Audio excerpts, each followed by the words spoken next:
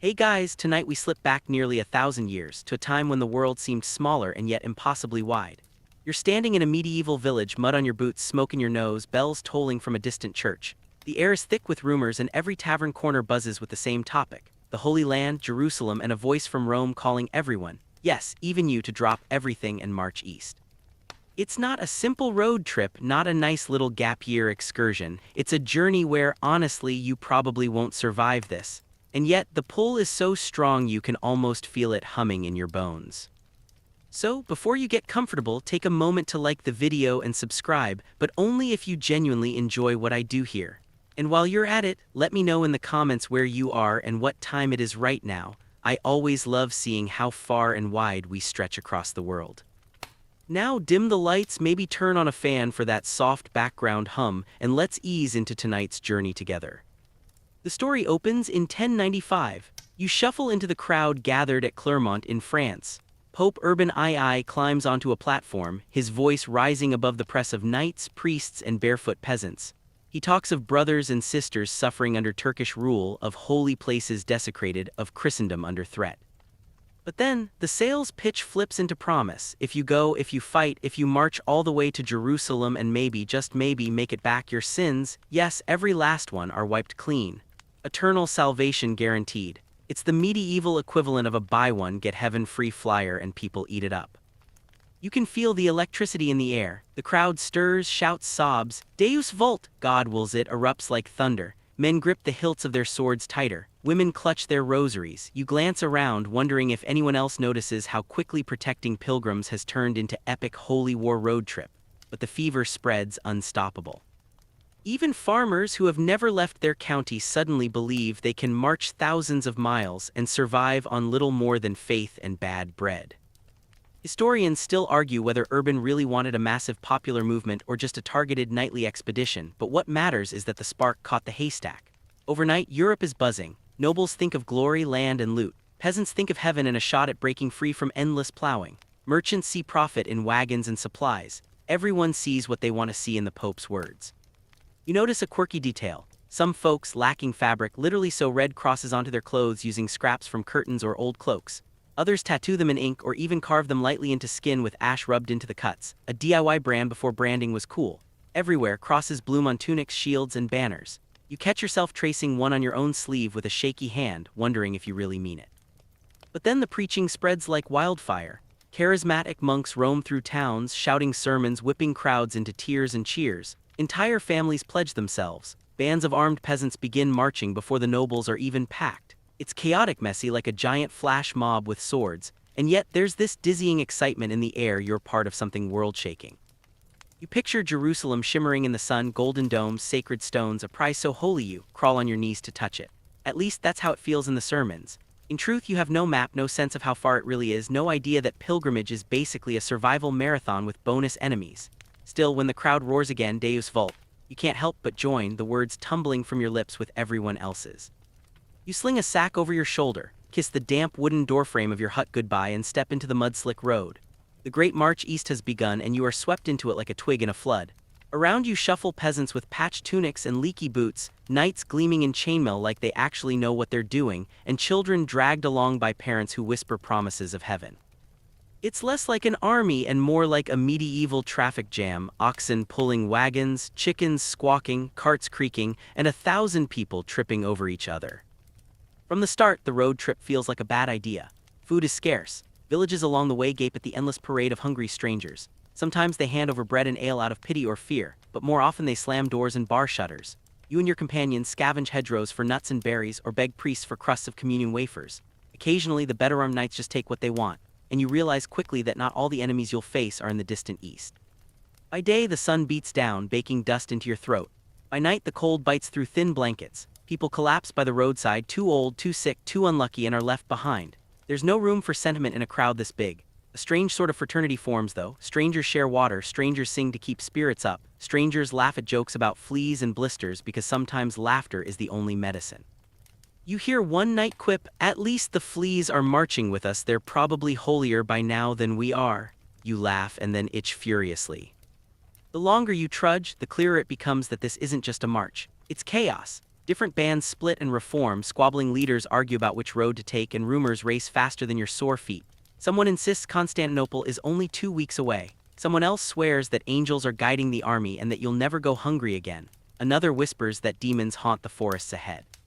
You start to realize that the crusade is as much a battle against misinformation as against any actual enemy. Historians still argue whether the so-called People's Crusade, those first unorganized waves of peasants, was ever meant to be part of the official plan or just a feverish accident. What you know is that you're in the middle of it, and it feels like a runaway train made of people. Entire villages empty, trudging along with little more than blind hope. Here's a quirky tidbit. Some groups believe that the Rhine River will part like the Red Sea when they reach it. You stand among the crowd as prayers rise and a hush falls. They march into the water expecting a miracle. Spoiler, the miracle doesn't happen. People just wade across, wet and grumpy, and the river keeps flowing like a smug reminder that God has a sense of humor.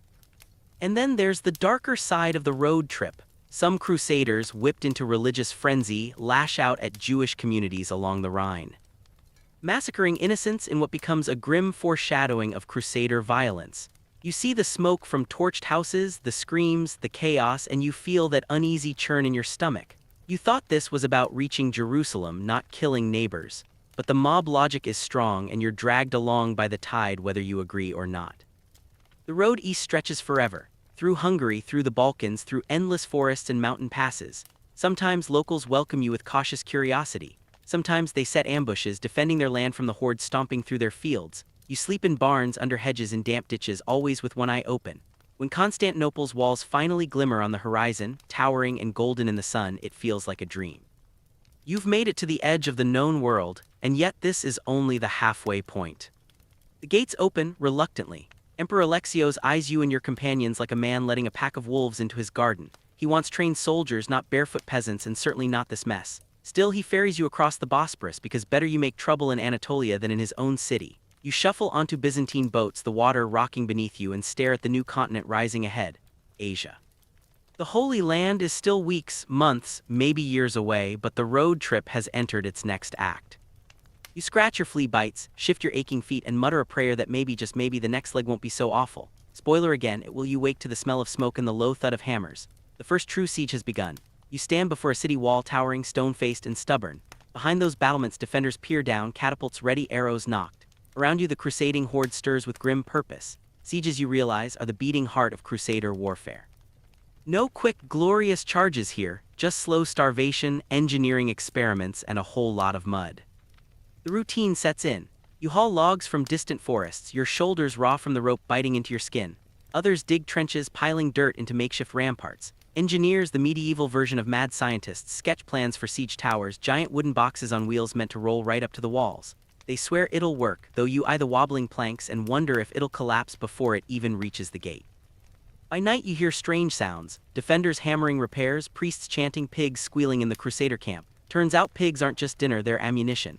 You hear whispers that when set on fire and driven toward wooden fortifications, the shrieking animals cause panic and collapse. It's cruel, grotesque, and, well, surprisingly effective. You almost feel sorrier for the pigs than the defenders. Almost. The waiting gnaws at you. Hunger digs its claws in. Bread turns hard as stone, meat rots, water tastes of swamp. You chew on weeds, roots, anything to keep your stomach from twisting itself in knots. Fleas and lice thrive in the filth. Some comrades mutter about eating horse meat or worse. Historians still argue whether cannibalism really happened at certain crusader sieges, but in the haze of hunger you know that nothing would surprise you. And yet there's a bizarre carnival atmosphere too. Soldiers gamble with dice by torchlight. Troubadours sing songs about gallant knights who definitely don't exist in this muddy camp. Priests deliver sermons that blend pep talk with guilt trip, reminding everyone that heaven is just one successful ladder climb away. You laugh when someone jokes, "God wills it, but I hope he also wills some bread." The laughter is thin, but it keeps spirits from cracking. One quirky image sticks with you: men filling animal skins with water, hauling them to the front, and stacking them as makeshift shields against arrows and fire. It's absurd, like trying to fight a fortress with a water balloon, but somehow it works just enough. And then the engines of war unleash. Catapults creak, ropes snapping forward, hurling boulders and firepots at the walls. Arrows darken the sky. You press forward under shields, ducking falling stones, heart pounding. Siege towers inch closer, pushed by groaning men who pray the defenders' flaming pitch doesn't set them ablaze. Every moment feels like a coin flip between triumph and fiery death. Finally, a crack, the walls give way under relentless pounding. Crusaders swarm through, screaming prayers and curses in equal measure. You stumble inside, the city a maze of smoke, rubble, and terrified defenders. Victory tastes like ash in your mouth because every siege ends the same way: plunder, blood, and chaos. And yet you can't deny the surge of triumph that pulses through the crowd. You've broken a fortress, you've done the impossible. As the city burns behind you, you sit on a toppled stone, sweat and soot streaking your face. Was it worth it? You clutch a scrap of bread looted from the chaos and decide that, for tonight at least, it was. Tomorrow another wall will rise ahead, another siege, another test of patience, pain, and sheer stubborn faith. The crusade isn't about fast battles or quick glory. It's about dragging yourself through mud, smoke, and hunger, staring up at impossible walls and somehow convincing yourself they'll fall.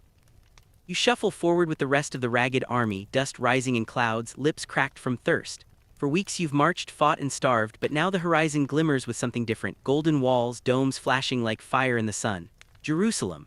The word itself feels electric on your tongue, like the entire journey, mud, blisters, and hunger, was just a prologue to this one impossible sight. You've reached the heart of the dream, and it's about to turn into a fever dream of the strangest kind. The city looms, half myth and half stone. Its walls look unscalable, its gates sealed like a fortress of the gods. Crusaders mutter prayers and curses in equal measure. The bishops lift relics high, splinters said to be from the true cross, bones of saints, scraps of holy cloth. You can't help but feel a chill. Whether you believe the relics or not, the mood is intoxicating. The final goal is right there, just beyond those stones. But first, the slow grind of another siege. Supplies run thin again, you gnaw at grass, roots, whatever the land will give. Some men scrape leather off their boots and chew it just to fool their stomachs. Others collapse, too weak to lift a sword, and then at the darkest moment ships appear at Jaffa with timber and iron. Suddenly you're building siege towers again, a bizarre déjà vu, except this time the stakes are cosmic. Every night sermons echo across the camp.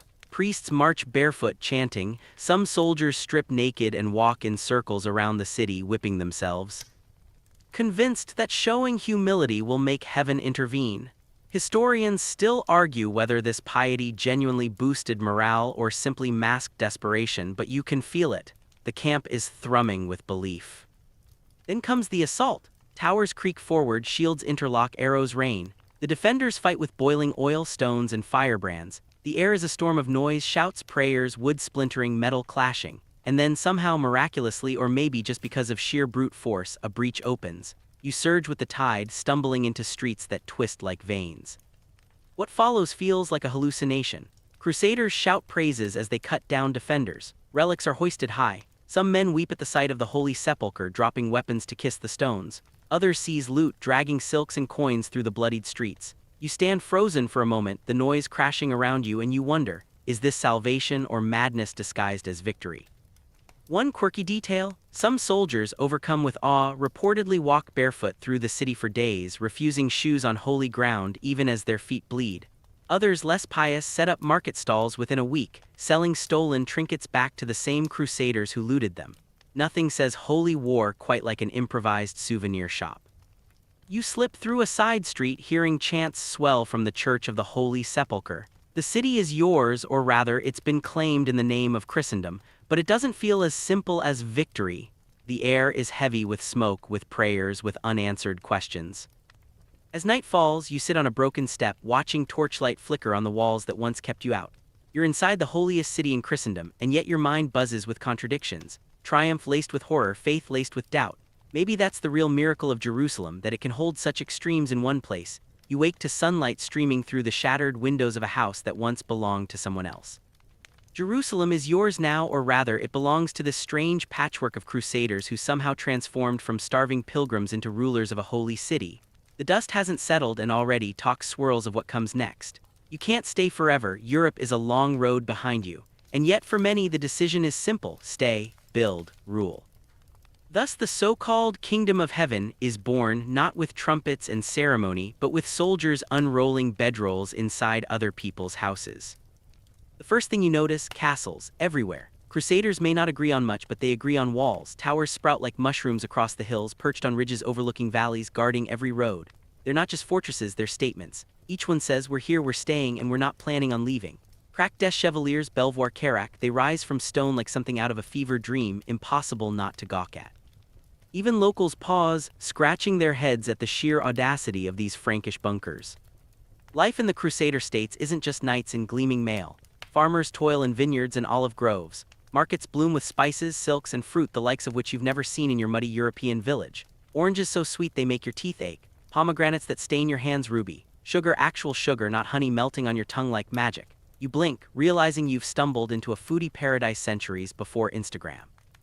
And yet life here is an awkward dance. Crusaders rule, but they're outnumbered by locals, Armenians, Greeks, Muslims, Jews, who know the land far better than you ever will. You learn to rely on their farming, their trade routes, their languages. Some Crusaders intermarry, blending families and cultures in ways their priests grumble about but can't stop. Others cling to Europe like a lifeline, writing letters home, dreaming of misty fields and wooden churches.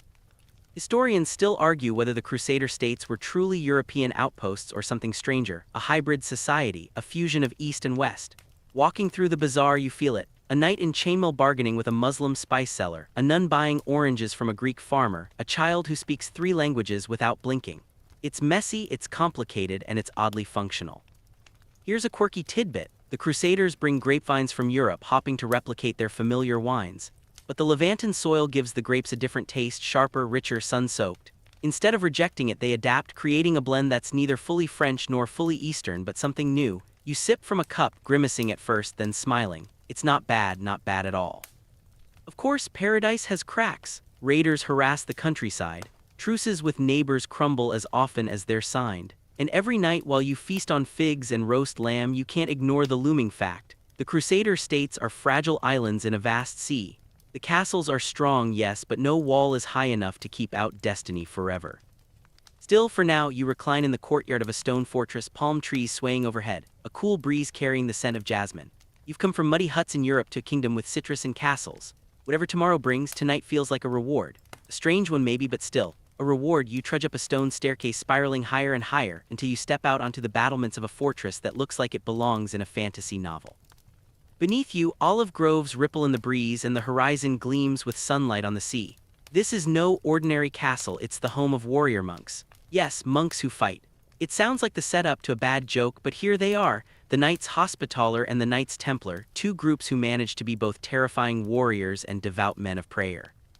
The Hospitallers begin humbly. At first, they're just a brotherhood running hospitals and inns for pilgrims. They patch wounds, offer bread, and pray over the dying. But somewhere along the way, they pick up swords. Soon, their black robes marked with a white cross are as much a symbol of protection as healing.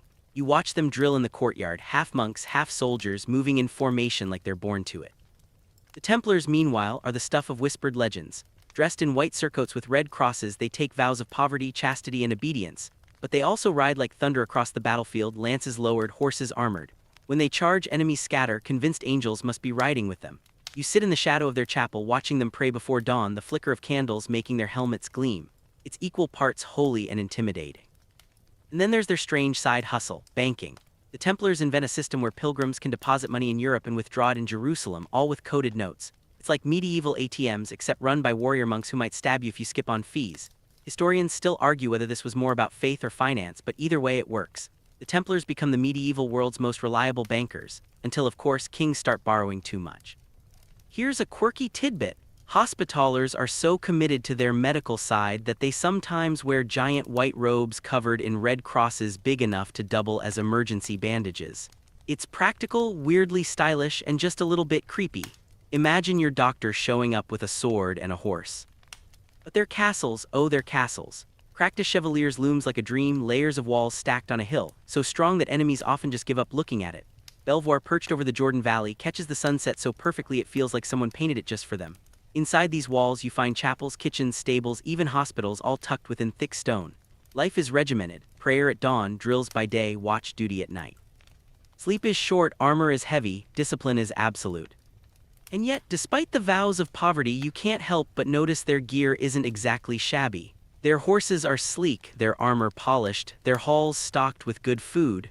Poverty, it turns out, looks different when thousands of pilgrims donate coin and land to your order. Still, when the horns sound and they ride out, you feel the earth shake. Their presence is both a comfort and a warning. Comfort, because if you're traveling east as a pilgrim, you know someone's got your back. Warning, because if you're facing them in battle, you might as well start writing your will.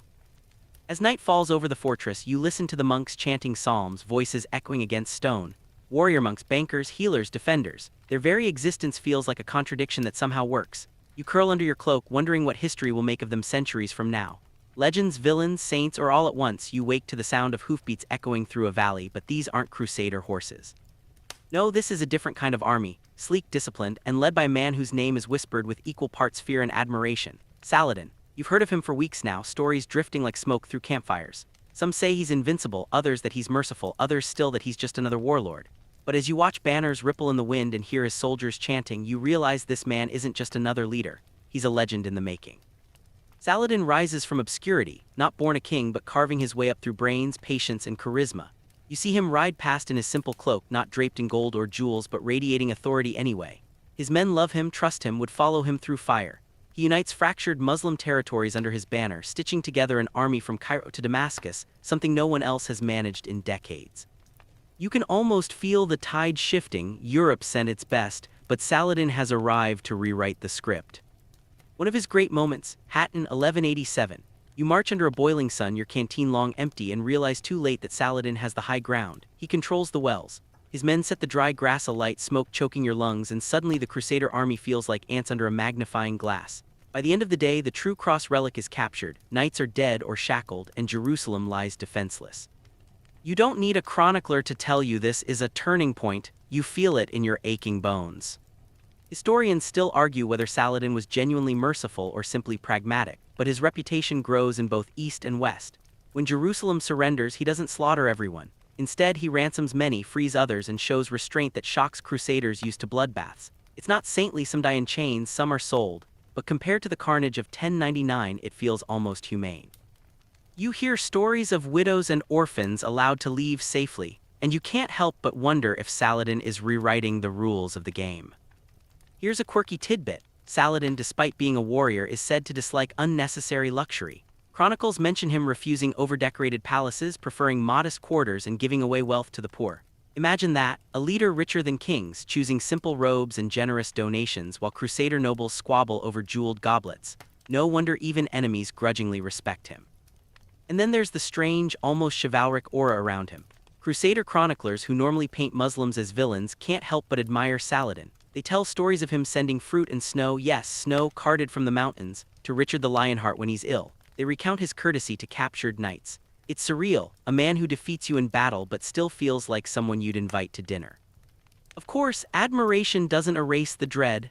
Every time his banners appear on the horizon, your stomach knots. His forces are swift, disciplined, tireless. You never know if he'll strike with cavalry in the open field or wear you down with patience. He's both storm and stone, sudden and enduring.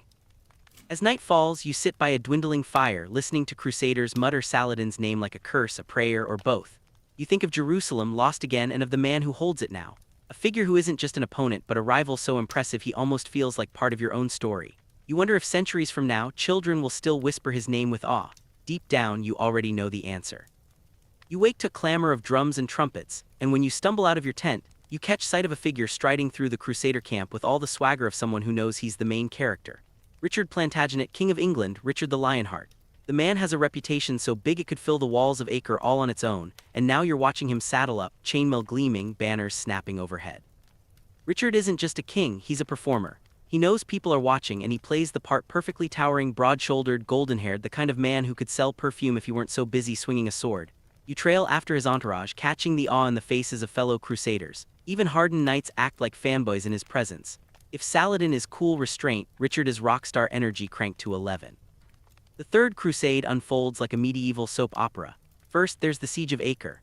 The city has already resisted for years, two armies clashing outside its walls in a surreal stalemate.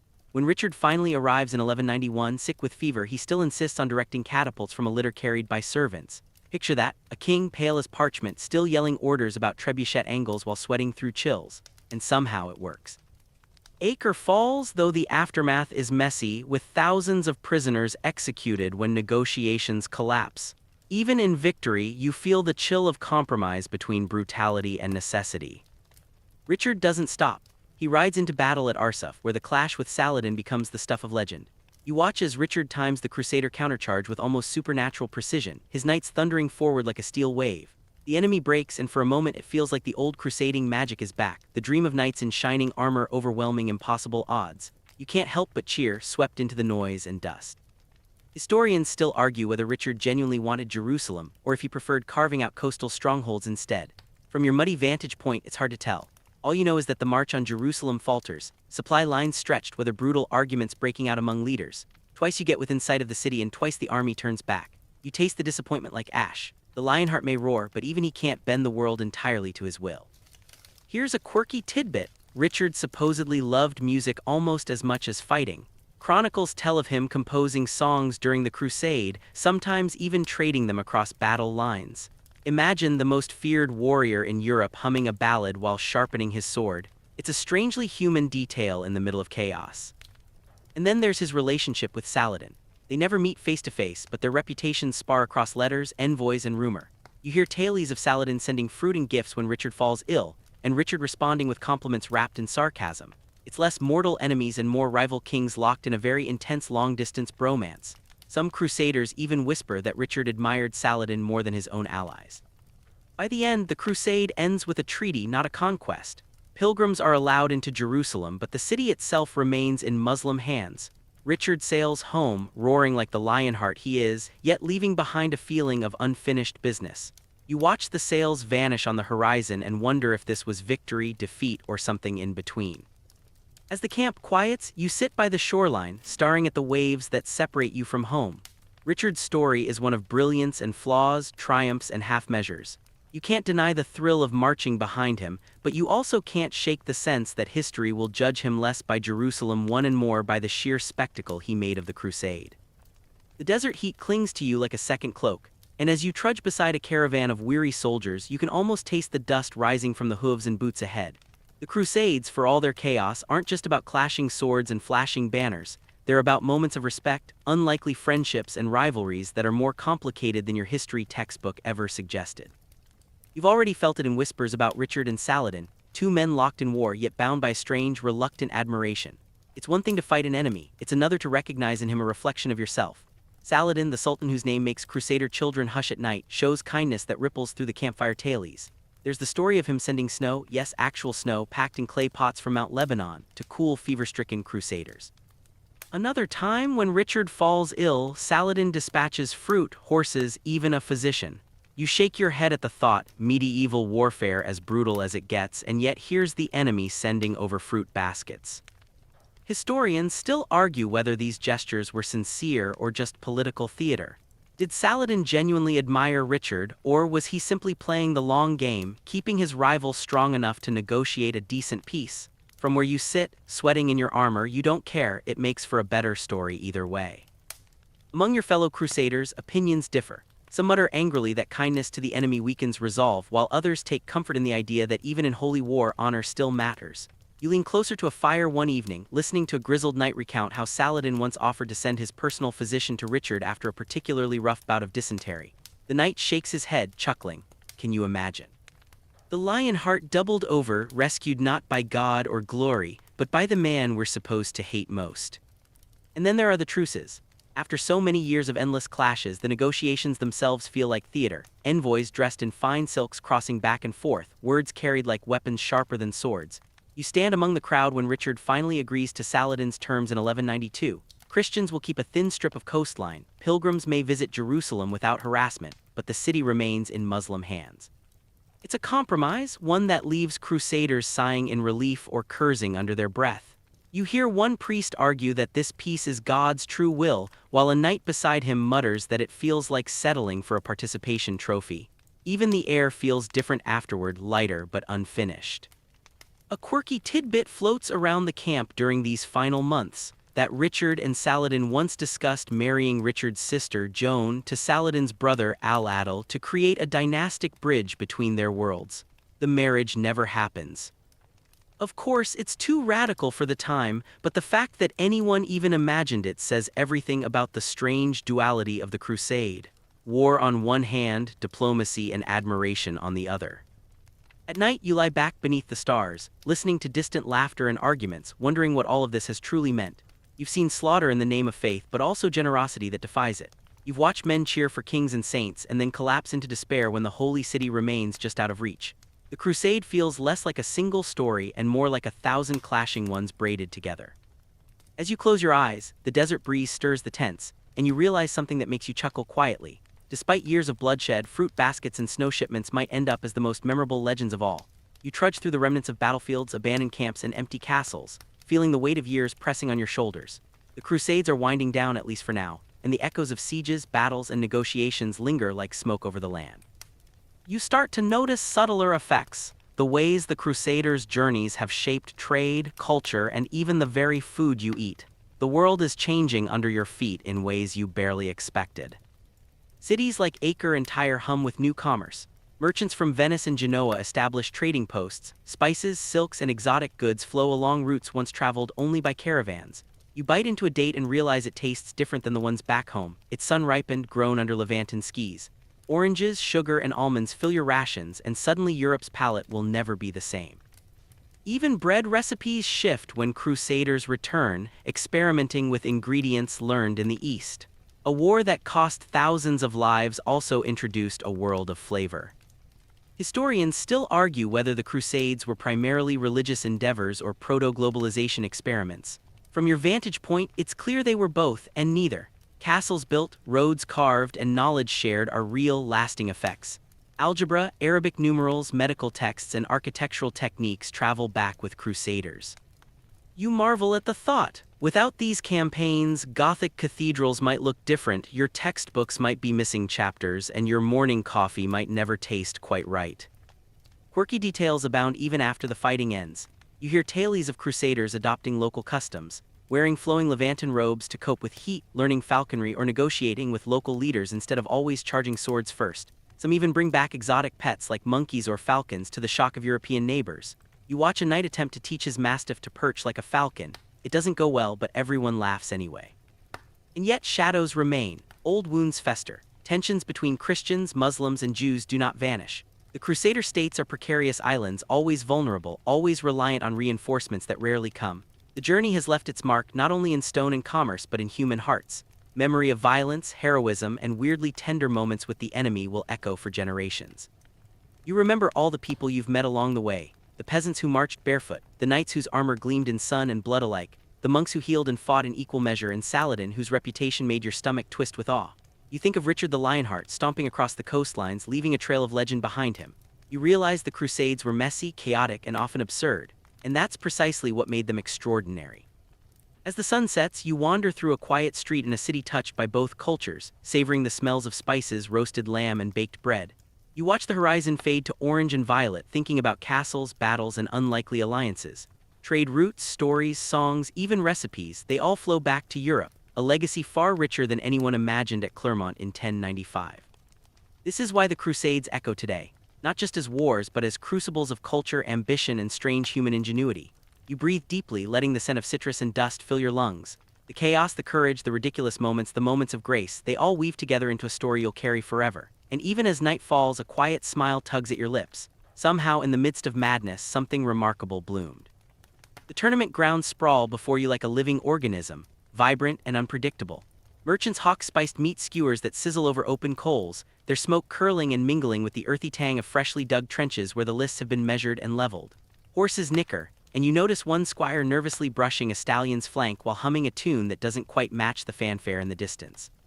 Historians still argue whether these tournaments were primarily sport, proving a knight's skill, or more of a social theater, a place to show off wealth, power, and fashion sense that would make today's influencers blush. But for you, it's raw sensory overload. The clang of armor, the cries of the vendors, the occasional curse as someone drops a metal gauntlet with a thud that echoes across the grounds. You wander closer to the main lists, tripping over a loose stone and almost stepping on a leather pouch someone had carelessly tossed aside. You glance around and notice the extravagant banners snapping in the wind, each one representing a different knight's house, each color carefully chosen to intimidate opponents and dazzle the spectators. Fringe accounts tell us that some knights even hired miniature, cheer squads of young pages to wave additional flags for psychological effect. Honestly, it's difficult to separate fact from flourish here. The atmosphere is thick with anticipation. You can practically taste the tension, tangy and metallic on your tongue, as you realize that in a few moments, horses will thunder across this very ground, lances aimed, armor clanging, adrenaline skyrocketing, while the crowd roars or gasps in a symphony of chaos. As you move through the crowd, you catch glimpses of knights adjusting their visors and gauntlets, squires wiping down breastplates with rags that have seen far too many tournaments, and children clinging to the ropes at the arena edge, eyes wide with excitement. A street performer juggles flaming torches nearby, earning nervous applause from onlookers who aren't sure if they're witnessing art or a disaster in slow motion. It's a sensory carnival, a mix of skill, spectacle, and the faint, gnawing terror that someone, maybe you, maybe a rider, might end up flying face first into the dirt. You pause by one of the central tents and notice a peculiar scene. A knight meticulously rubbing a small, sticky paste onto his joints. Turns out, some medieval competitors believed applying mixtures of crushed herbs and animal fat could prevent stiffness, or worse, bring luck. Historians still argue whether these concoctions actually helped, or if they were simply another way to look impressive while hobbling around in heavy armor. You squint at the mixture, vaguely reminded of modern athletes' ritualistic routines, and wonder if a little superstition ever really hurts anyone, except maybe your dignity if you smear it wrong. Nearby, the trumpets call again, sharper this time, signaling the arrival of the marshal, a tall figure in ceremonial garb who strides with confidence across the arena. The crowd hushes and even the horses seem to sense the shift, stamping and tossing their heads. You notice one knight whispering to his horse something about not losing another joust, and the horse flicks its ears, maybe in understanding, maybe in complete disdain. Horses, after all, have their own personalities. Fringe accounts mention that some mounts seem to deliberately misbehave for dramatic effect, though you suspect these tailies were embellished to make the tournament sound even wilder. The arena itself is a marvel of organization and improvisation. Wooden fences separate combatants from the throng, but there are gaps where curious spectators squeeze through, hopping to catch a better view or perhaps steal a dropped gauntlet. Vendors weave through these gaps, balancing trays of roasted meats and sweetmeats, calling out prices in a sing-song chant that echoes like a chorus of minor chaos. You can almost imagine the collective smell, a mixture of horses, food, sweat, and burning wood, coating the air so thoroughly that it becomes part of the very experience, a scent memory you'll carry long after leaving. And then you see them, the knights mounting their steeds, polished armor glinting in the sun like a small army of living mirrors. Some adjust plumes, others tap their shields with the butts of lances, creating a rhythm that matches the beating of your own heart. There's a certain poetry to it, a choreography hidden beneath the brute force. Historians still argue whether this spectacle was primarily about martial prowess or psychological gamesmanship, but standing here, it feels like both. A violent ballet where one wrong step might earn laughter, cheers, or the sharp sting of a wooden lance. You inch closer to the barriers, catching snippets of conversation. A squire complains about the mud sucking at his boots. A vendor argues with a knight over the price of a goblet of wine. Children shriek as a stray dog darts across the arena. Every small moment layers into the grand, overwhelming tapestry of the tournament, and you realize that to truly experience this world, you have to take it all in: the sights, sounds, smells, and the faintly terrifying awareness that this is no game. It's a dance on the knife edge of tradition, spectacle, and raw, medieval adrenaline. Finally, as the sun tilts lower, casting long shadows across the lists, you find a quiet spot near a banner pole, feeling the cool breeze contrast with the heat radiating off the crowds and horses. You take a deep breath, tasting the mix of dust and excitement, and for the first time really notice how alive this place feels, how every sound, every movement, every subtle glance among knights and squires carries weight. Fringe stories whisper of knights who rode in total silence, communicating with only a nod, but here, amidst the chaos, you understand that the true symphony of the tournament is this: noise, life, anticipation, and the thrill of danger wrapped in ceremonial splendor. You follow the squire to the armor tent, and immediately the heat hits you, dense and metallic, mixed with the tang of sweat and a faint hint of rust. Plates of polished steel gleam like tiny suns under flickering torchlight, and you feel a curious mixture of awe and claustrophobia. Sliding into your first piece, the chainmail shirt, you notice the weight dragging at your shoulders and the way each ring seems to whisper tales of battles past. Historians still argue whether chainmail was primarily for flexibility, or if it was just a show of craftsmanship to impress onlookers and rivals alike. You tug at the coif, the interlocked rings brushing against your skin, and you realize that medieval knights probably spent more time wrestling with their armor than with their opponents. The squire hands you the cuirass next, a sculpted steel breastplate shaped to mimic the heroic contours of the human torso, or, depending on the maker, something closer to a blocky ice cube. It smells faintly of linseed oil and iron, and as you fasten the straps, you hear the soft groans of metal shifting. The squire gives you a quick, knowing smile, the kind that says, "You'll survive probably," and you can't help but think about how knights must have practiced these motions endlessly, because one wrong buckle or misplaced strap could ruin a joust, or worse.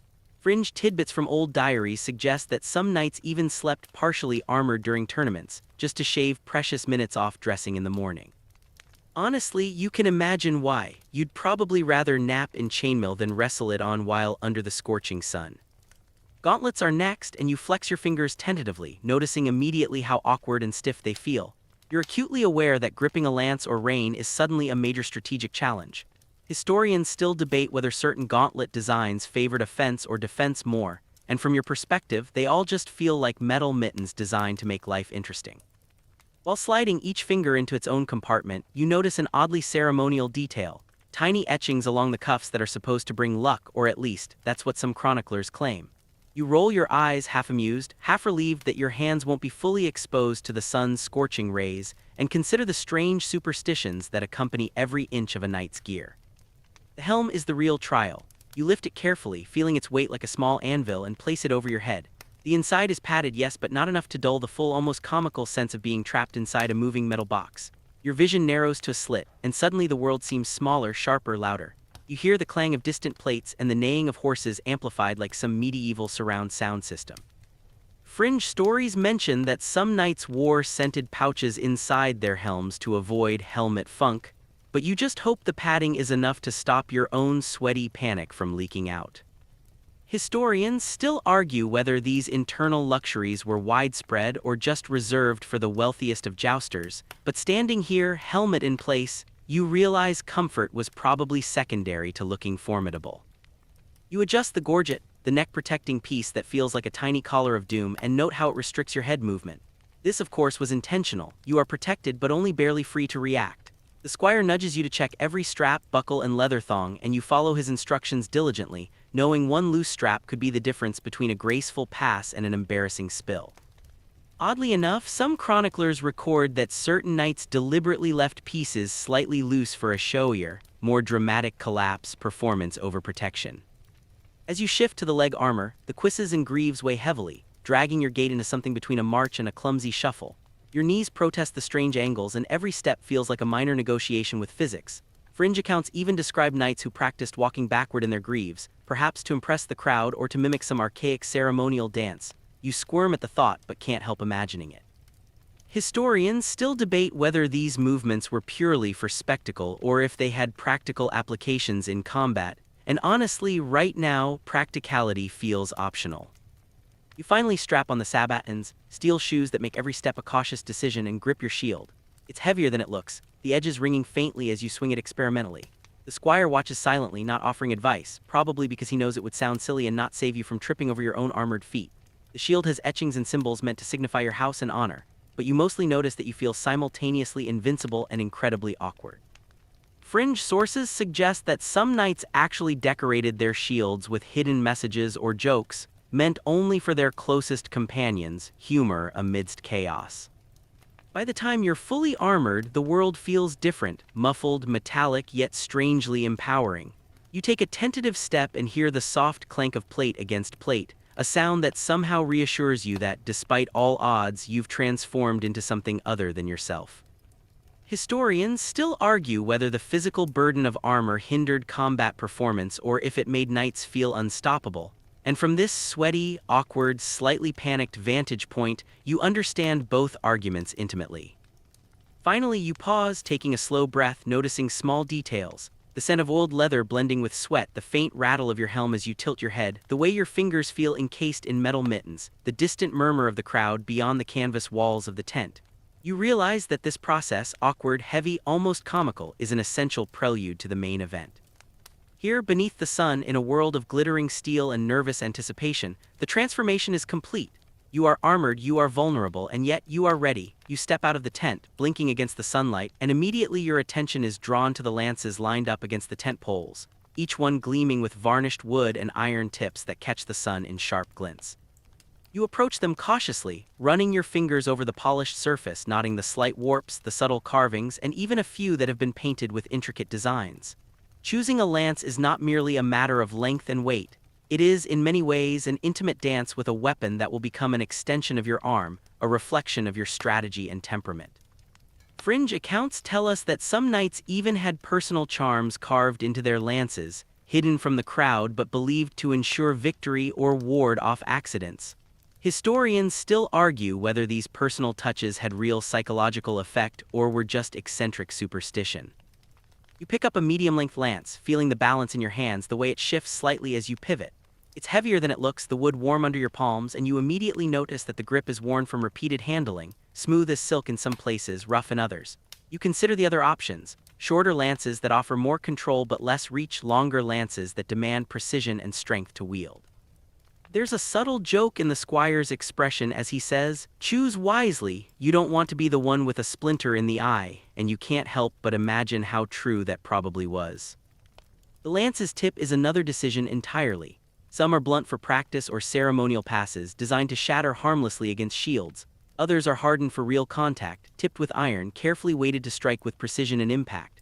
Fringe sources hint that a few rogue jousters even modified tips for spectacle, creating splintering effects that dazzled the crowd but also terrified the horses. Historians still debate how much of this was practical innovation versus theater, and you feel a thrill imagining both possibilities. You might just be holding a piece of artistry as much as a weapon. You notice engravings along the shaft, subtle etchings that depict tiny battle scenes or the knight's personal insignia. Some lances even carry cryptic symbols that only the bearer and their closest allies understand, meant to confuse opponents or signal bravado. Picking up one of these, you feel oddly connected to a tradition stretching back decades, imagining the hands that carved, polished, and wielded it before you. Fringe accounts claim some lances were even blessed by priests, a small ritual to ensure divine favor, though historians still argue whether these ceremonies influenced outcomes or were simply for show. As you test the weight, extending and retracting the lance in practiced motions, you realize the importance of subtle control. Too rigid and it's awkward, too loose and it wobbles unpredictably. You remember an odd anecdote about a knight who wrapped a rabbit's fur around his lance for luck, bizarre, slightly gross, but somehow charming in its superstition. This small, quirky detail brings a human element to the otherwise imposing weapon, reminding you that medieval warriors were not just machines of metal but flesh, belief, and ritual. You turn your attention to the quirkier aspects. The decorations, the tips shaped into animals or symbolic figures, the bands of color that represent alliances or victories. Some lances have tiny bells tied near the tip or along the shaft, ringing faintly as they move. Historians still argue whether these were practical, alerting spectators and opponents, or purely theatrical. You experiment with the balance, feeling the subtle counterweight of the iron tip, noting how each movement demands full-body engagement. It's a physical conversation, a negotiation between arm, shoulder, and core, teaching you the unspoken language of the lists. Next, you notice some lances are surprisingly short, almost comical in comparison to others. These were often favored in jousts where agility mattered more than reach, and some eccentric knights reportedly carried two at once, one for offense, one for defense. Fringe tales even suggest that a few attempted simultaneous jousts with dual lances, though accounts are unclear if these were serious or exaggerations. Still, the idea makes you smile, imagining the chaos that would ensue if a rider tried such a stunt today. You finally settle on a lance that feels like an extension of your arm, the right weight and balance for your height and strength. Holding it, you practice the familiar motions, extending forward, pivoting your torso, adjusting your grip. Each movement feels fluid, even under the oppressive heat and clinking of your armor. You realize how much skill goes into what might look like a simple charge. Timing, angle, precision, and instinct all fuse together in a fraction of a second. The squire steps back, nodding approvingly, and you take a moment to appreciate the moment. You're armored, armed, and poised. Fringe stories whisper of knights who kissed their lances before a pass, treating the wood almost like a partner in a deadly dance, and for a brief second you think about doing the same just to honor the tradition. Historians still debate whether such rituals truly bolstered courage or were performative, but standing here, you feel the weight not just of wood and iron but of history itself. Finally, you glance across the arena at the other knights, each wielding their own carefully chosen lances, and sense a silent camaraderie. A shared understanding that these poles of wood and metal are more than weapons, they are extensions of identity, skill, and tradition. The lance is now part of you, your arm's shadow stretching across the sunlit lists, ready to meet the chaos that awaits. The trumpets blare again, louder this time, slicing through the cacophony of horses, merchants, and spectators. You pause, adjusting the grip on your lance, and notice the heralds striding across the arena in their vibrant tabards, staffs held high, voices booming over the tumult. They are part announcer, part entertainer, part master of ceremony, and somehow entirely theatrical. Fringe accounts describe heralds improvising clever insults about knights, armor, or lineage, which could earn laughter or a duel. Historians still argue how much authority these heralds actually wielded versus how much they were simply spectacle. But standing here, watching one clear his throat dramatically, you feel the weight of their presence. One herald steps forward and the crowd hushes, anticipation rippling like wind across water. His booming voice introduces knights, detailing their lineage, accomplishments, and occasionally quirks meant to amuse the audience. You hear names of houses you barely recognize, each followed by flourishes of trumpets and drums, and can't help but notice the odd juxtaposition. The sheer seriousness of a man in full armor paired with the theater of colorful announcements. Fringe stories even claim some heralds would sneak in playful exaggerations about a knight's victories or failures to entertain the crowd, a sort of medieval clickbait. You observe that each herald has a personal style. One favors exaggerated gestures, swinging his staff like a conductor's baton, while another simply shouts over the din, relying on volume and clarity. Children squeal with delight as names are called, sometimes cheering for knights they don't even know, caught up in the spectacle. Vendors use the lull in combat to hawk sweet pastries, their voices rising in competition with the heralds.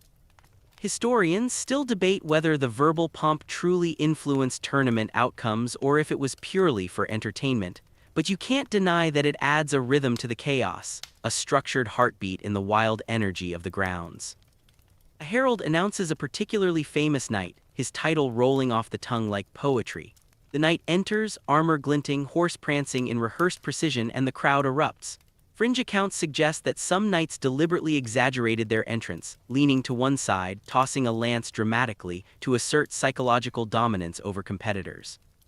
You glance around, noting other knights muttering prayers, adjusting plumes, or glaring at rivals, and realize that the herald's announcements aren't just about recognition.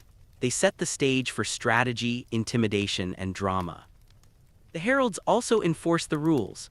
One steps between a pair of knights, blowing a small horn and reading aloud from a scroll that outlines acceptable passes, the boundaries of the lists, and penalties for infractions. You can see the tension in the knights' shoulders as they listen, aware that even a minor misstep could cost honor or worse, the crowd's ridicule. Fringe anecdotes tell of heralds who would exaggerate rules mid-event to favor certain nobles, but historians still argue how widespread such corruption truly was.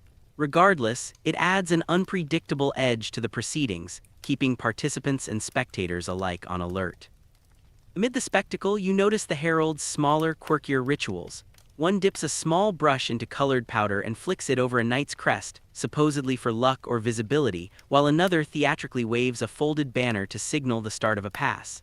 These actions feel almost ceremonial, blending practical communication with pageantry. Fringe sources suggest some heralds even carried secret messages or warnings in code, invisible to the general crowd but understood by insiders. Historians still argue how much of this was routine versus accidental improvisation, leaving a haze of uncertainty that makes you smile at the human element behind the ceremony. The cadence of the herald's announcement structures the crowd's energy. Between names and fanfares, murmurs ripple through spectators, forming waves of excitement that crash against the wooden barriers. You notice children mimicking the herald's gestures, some with sticks as mock staffs, while older spectators shout encouragement or jeers at knights on the sidelines.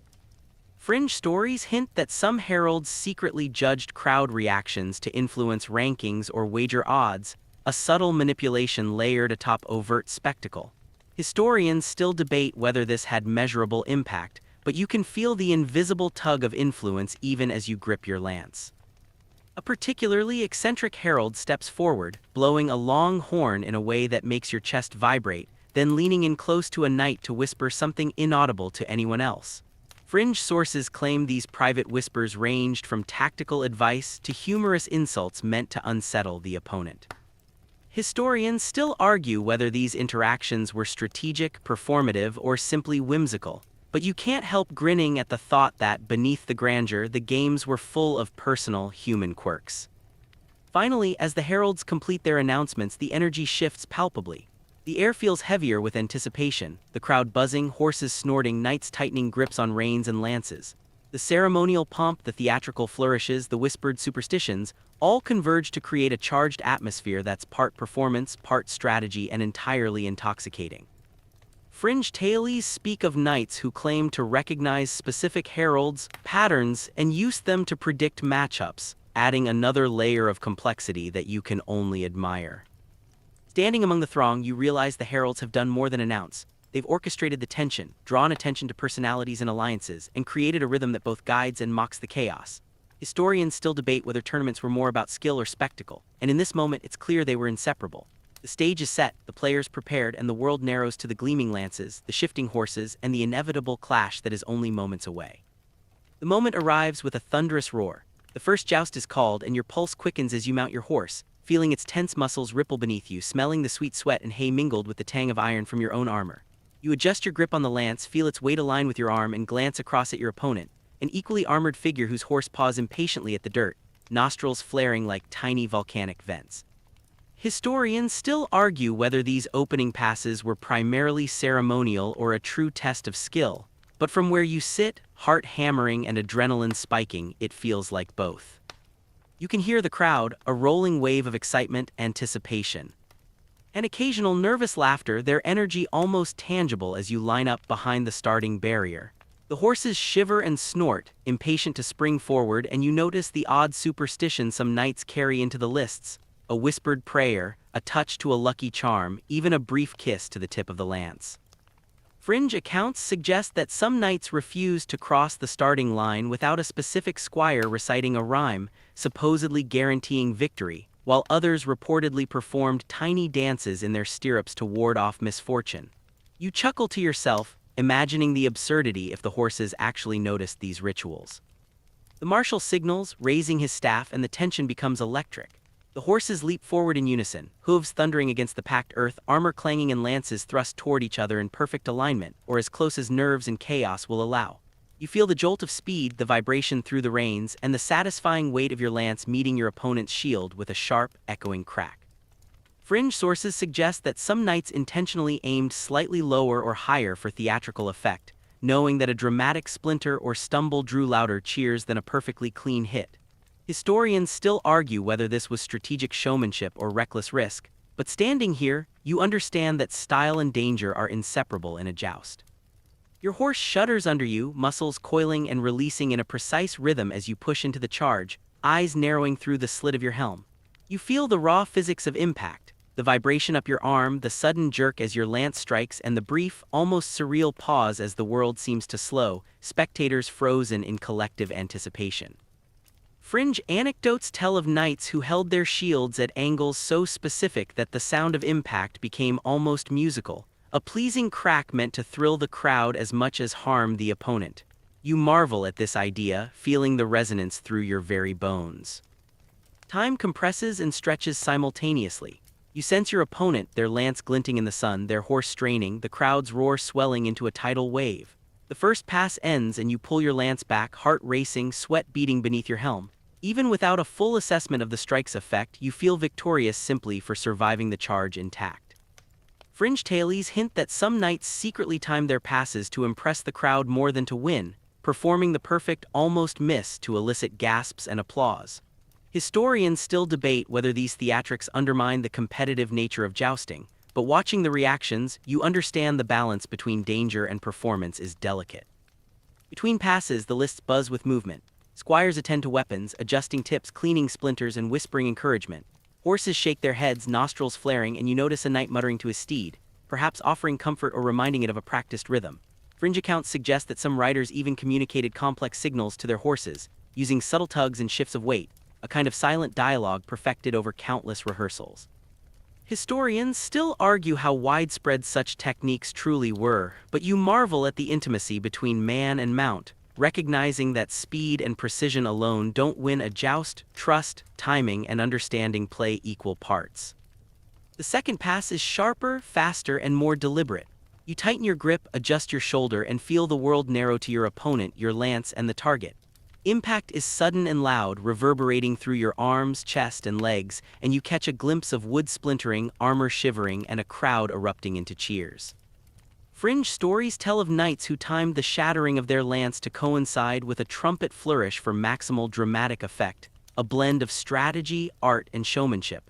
Historians still debate whether these effects were widespread or exaggerated after the fact, but for you, it feels exhilarating regardless. By the third and fourth passes, patterns emerge. Balance, timing, angle, and rhythm dominate over raw force. You notice subtle shifts in your opponent's posture, a minute delay in the horse's stride, and respond instinctively, adjusting your lance and weight in a split-second negotiation of physics and intuition. Fringe anecdotes claim some knights developed a kind of sixth sense for predicting their opponent's preferred angles, though historians remain skeptical. Standing here, you feel that instinct keenly, a blend of training, intuition, and maybe a touch of superstition guiding every move.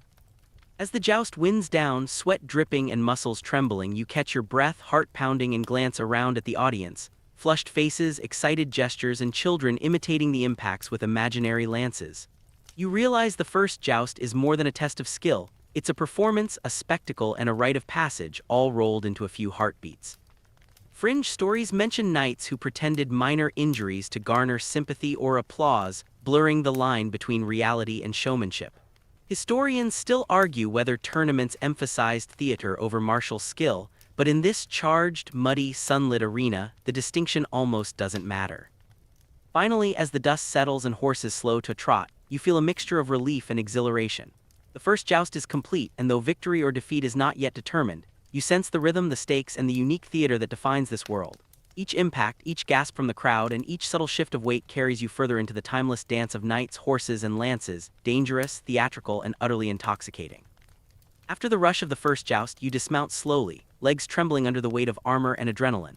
The lists are buzzing with movement, squires running between horses and knights, weapons being checked, armor adjusted, and whispers exchanged that range from tactical advice to superstitious incantations. Tournament etiquette is subtle, layered, and deeply ingrained. You quickly realize that every bow, handshake, and tilt of the helm carries meaning. Fringe accounts suggest that failing to observe a minor gesture properly could provoke mockery or, in rare cases, a formal challenge. Historians still argue whether these rituals reinforced hierarchy or merely served as performative theater for the crowd. You walk past a row of knights offering quick nods and respectful inclinations, each greeting a delicate balance between humility and bravado. The squire reminds you to salute your opponent properly after each pass. A gesture that seems simple but requires careful timing in the awkward confines of your armor. Some knights exaggerate their bows or shake hands more theatrically, a way of asserting dominance without striking a blow. Fringe stories even mention knights who would intentionally botch a handshake just to confuse an opponent's expectations, and you can't help smiling at the subtle psychological warfare hidden beneath formalities. As you move to adjust your lance and check your armor, you notice a curious custom, tossing coins into the crowd before each joust. Spectators cheer and scramble, and you learn this is more than entertainment. It's a way of showing generosity, asserting status, and according to Fringe sources, even seeking luck. Historians still debate how widespread this practice truly was, but in the sun-drenched arena, it feels like an essential part of the ritual, a small moment of human connection amidst tension and danger. You glance at your opponent across the arena, noticing the precise way he positions his hands, the tilt of his helm, the subtle adjustments of his horse. Tournament etiquette is not just about civility, it's a coded language of respect, challenge, and anticipation. Fringe accounts suggest that some knights even developed personal gestural signatures, tiny habits that conveyed information to allies or misled foes.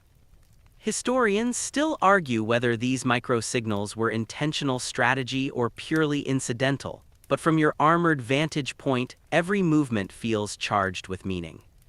The crowd also participates in etiquette, albeit unconsciously. Cheers, gasps, and applause follow formalized cues. A particularly skillful strike draws prolonged clapping, while a misstep might elicit sympathetic laughter or murmured criticism. Fringe anecdotes tell of noble spectators instructing children on proper reactions to each display of skill, training the next generation in the subtle dance of spectacle and social cues.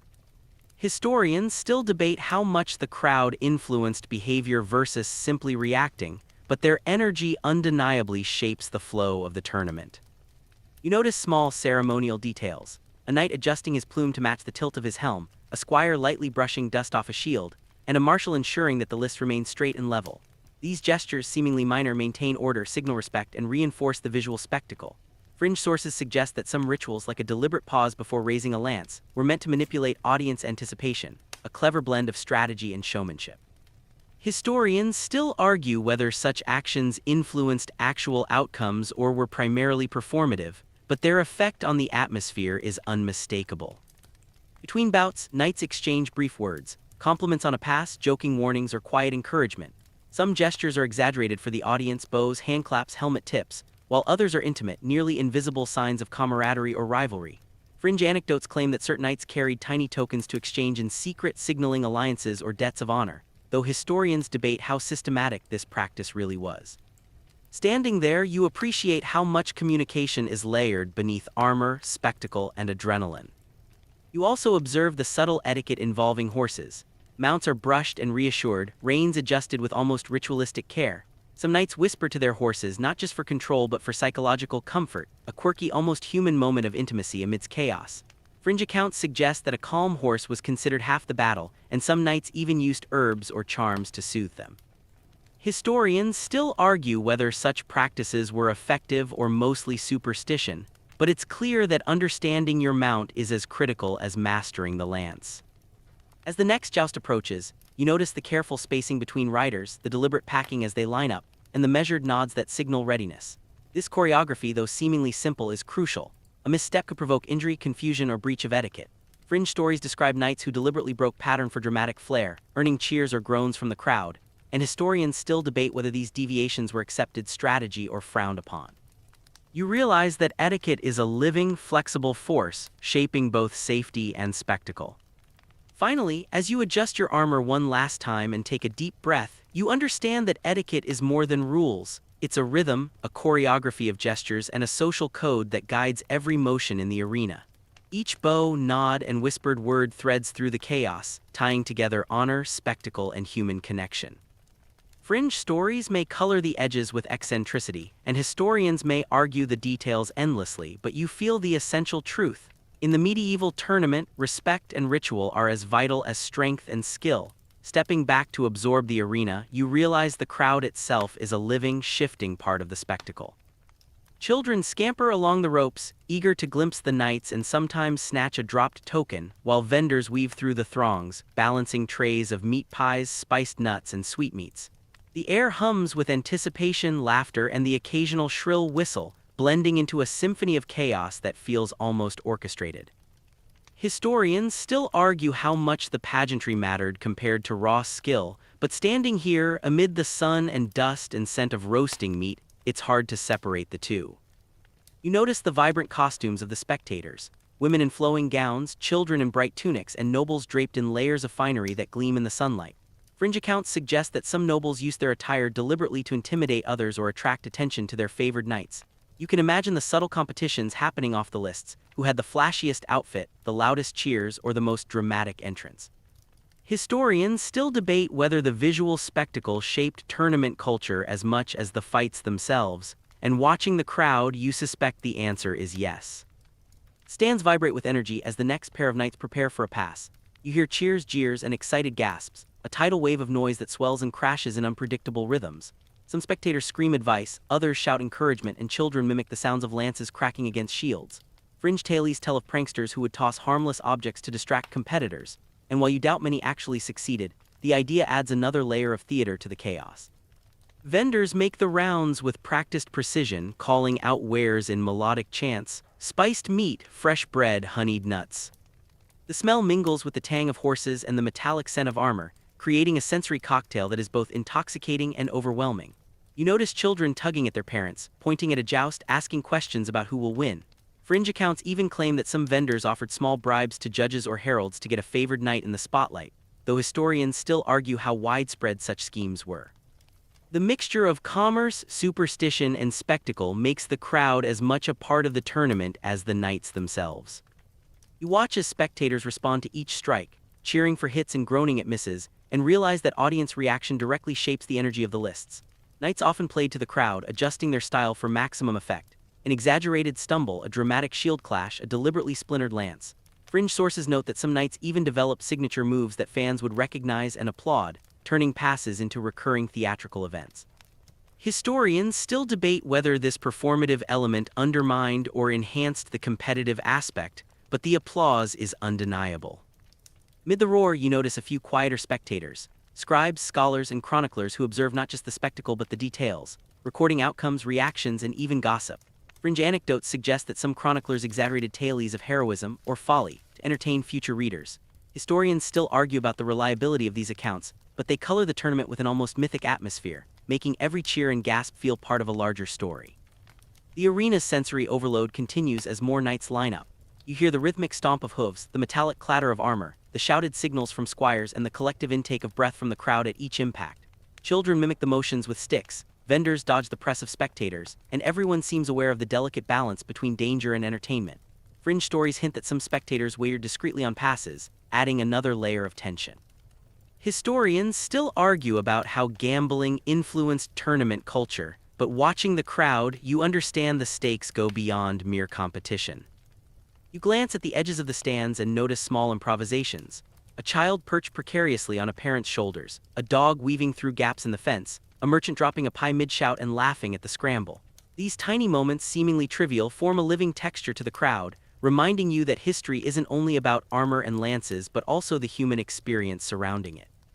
Fringe sources even describe chaotic interludes where children or animals inadvertently affected the jousts, sometimes altering outcomes in minor, yet memorable ways. As the sun tilts lower, shadows stretch across the lists, painting long, dramatic lines on the dust. The energy of the crowd seems to heighten, aware that evening passes carry a different weight. The light, the shadows, and the looming fatigue of horses and knights alike add to the spectacle. Historians still debate whether these environmental factors were considered strategically, but standing here, you feel how profoundly they shaped the experience. Finally, you take a deep breath and soak in the living theater around you. The spectators, the vendors, the children, the occasional prankster, all form an inseparable part of the tournament.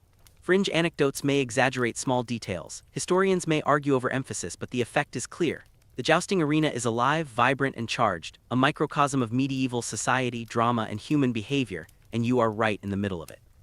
The crowd's roar begins to fade slightly as attention shifts to the most anticipated moment, the entrance of the legendary knights whose reputations have traveled across kingdoms. You can almost feel their presence before seeing them, an aura of confidence and spectacle radiating from polished armor and finely groomed mounts. These are the jousters whose names evoke awe, fear, and admiration in equal measure.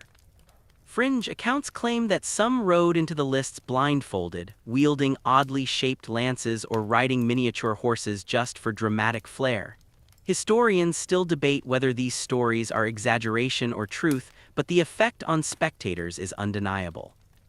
As you position yourself near the barrier to observe, one particularly famed knight enters, cape fluttering and helm adorned with a plume that sways with every step. The audience gasps, some standing on tiptoe, children clutching at ropes, and vendors pausing mid-call to watch the display. The knight's reputation precedes him, undefeated in several tournaments, rumored to have survived crashes that would have ended most careers.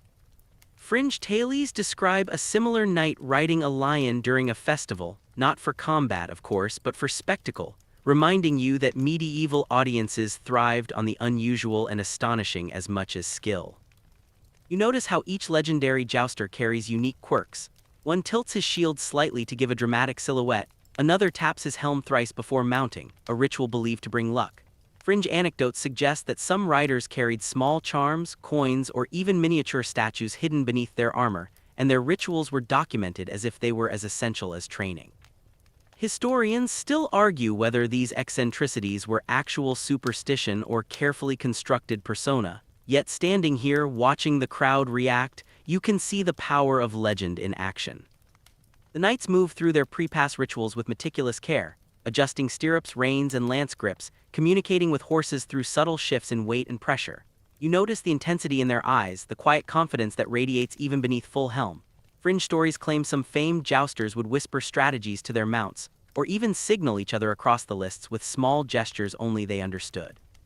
Historians still debate the prevalence of such communication, but witnessing it, you sense that the bond between rider and horse is both practical and almost mystical. Then the first pass begins. The legendary knights charge with a precision that seems almost choreographed, their lances striking with impact that echoes across the arena, eliciting gasps and cheers. You can feel the resonance through your chest, the vibration through the ground, and even the subtle shifts of air from the horse's movement.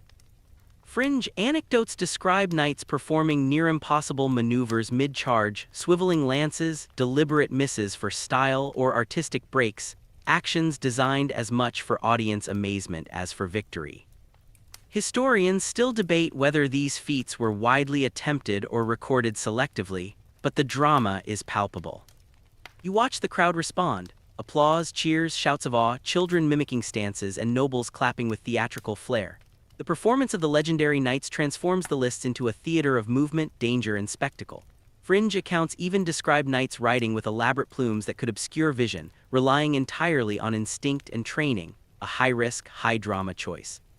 Historians still argue whether such theatrics were celebrated or criticized, yet the spectacle undeniably captures attention.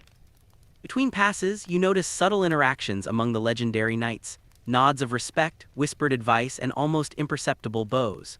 Some exchange small gestures that signal alliance or rivalry. Fringe anecdotes even suggest that some knights carried tiny scrolls with prearranged codes for communication mid-tournament, though historians remain skeptical. Observing these micro-moments, you realize that tournaments are as much about psychological interplay and reputation as about physical prowess. The sun casts long shadows, illuminating the knight's armor in dramatic streaks of light. You notice the way reflections dance across polished steel, the plume colors fluttering, and the slight shimmer of sweat beneath plates. Fringe stories claim that some knights applied reflective powders to enhance their visual impact, turning each pass into an almost hypnotic display for spectators. Historians still debate the accuracy of such accounts, but you can't deny the visual spectacle. The combination of skill, legend, and pageantry creates a surreal, almost cinematic experience. As the passes continue, the aura of legend builds. Each strike, each near miss, each carefully executed maneuver reinforces the mythos surrounding these figures. Fringe tales mention that some knights had secret techniques or unusual mounts, their feats exaggerated by chroniclers over time. Historians still argue how much of their fame was earned in the lists versus crafted by story and rumor, but witnessing it firsthand, you feel the pull of liege.